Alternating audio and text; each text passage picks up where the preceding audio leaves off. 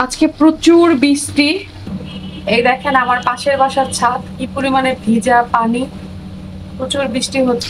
তাই অলরেডি মুরগির মাংস বসাই দিলাম। আর যেহেতু আমার ভাত আছে দুপুরবেলা, চাইছিলাম খিচুড়ি রান্না করতে, তো একা মানুষ, চিন্তা করলাম ভাতটা শেষ হোক, তারপর রাতের বেলা হয়তো খিচুড়ি রান্না করবো পোলার চাল দিয়ে। এই বৃষ্টির দিনে আপনারা কে কে আছেন বলেন? এরকম সুন্দর সুন্দর করে মাংস খান, রান্না করে খিচুড়ি খান, বলেন আমার মতো কে কে আছেন? একটু ভালো করে কষাবো, তারপর পানি দিয়ে দিব।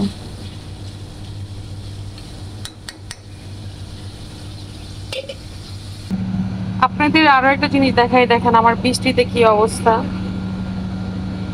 দেখেন কঠিন অবস্থা হয়ে গেছে, পুরো বেলকনি পানিতে ভিজে গেছে। এই যে দেখেন, আমি কিন্তু ধুন্দুল গাছ বলছি, সিম গাছ বলছি, সিম গাছটা এখন উঠে নাই। আপনাদের আপডেট দেখাতে চাইছিলাম, আমি যে লাউ বলছিলাম, লাউ মানে লাউ গাছ বলেছিলাম, আমি আমার জীবনের প্রথম লাউ গাছ বুনছি। আগে পরে কখনোই লাউ গাছ এরকম বোনা হয় নাই, এই প্রথম হচ্ছে লাউ গাছ বুনছি। মাশাল্লাহ 4টা বুনেছিলাম, আপনারা দেখেছেন আমার ভিডিওতে হয়তো গেলে পাবেন। 4টা আমি বুনেছিলাম লাউ গাছ, সেই 4টাই মাশাল্লাহ উঠেছে সুন্দর করে। আর এদিকে হচ্ছে দেখতেই পাচ্ছেন মিষ্টি কুমড়া গাছ বুনেছিলাম, সেটাও সুন্দরভাবে হচ্ছে ছোট্ট একটা ইয়ের মধ্যে, টপের মধ্যে। 2টা গাছই কিন্তু মাশাল্লাহ সুন্দরভাবে কিন্তু বেড়ে যাচ্ছে। এখান দিয়ে দিয়ে দিই, আর ওনাকে এইখান দিয়ে হচ্ছে ওনাকে দিব এখান দিয়ে এই করে, আর ওনাকে দিব এখান দিয়ে। তো যাই হোক, এই হচ্ছে বেলকিনের অবস্থা। বৃষ্টিতে কঠিন একটা অবস্থা সবার। দেখতে পাচ্ছেন কত সুন্দর হয়েছে এখানে ধুন্দুল। আর এগুলো এখনো লাগাই নাই, সত্যি কথা বলতে আমার বাসা চেঞ্জ করার কথা, এর জন্য এগুলো আপাতত আর কি করছি না, লাগাচ্ছি না। এগুলো এইভাবেই থাকবে, আর দেখি কি হয়। বাসা টাসা চেঞ্জ করি, তারপর নতুন করে লাগাবো। আপনাদের আরো একটা আপডেট দেই। আপনাদের আমি একটা কথা বলেছিলাম এই গাছটা নিয়ে, যে এইভাবে আপনারা চাইলে কিন্তু ডেকোরেশন সুন্দর করে গরমের দিনে যেহেতু মাছ মরে যায় এইভাবে রাখতে পারেন।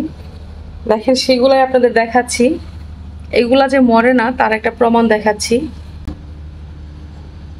এই যে দেখেন, এগুলা যে মরে না সেটার একটা প্রমাণ দেখেন। আরো বরংস কত সুন্দর প্রত্যেকটা গাছ দিয়ে কচি পাতাগুলা দেখেন এই করছে, গজাইছে। বরংসই দেখেন শিকড়, কত সুন্দর শিকড় ছেড়েছে। এই দেখেন,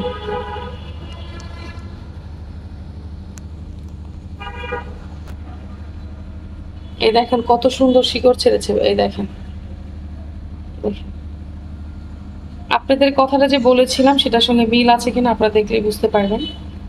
দেখেন, আপনাদের বলেছিলাম যেটা সুন্দরভাবে শিকড় ছড়াবে।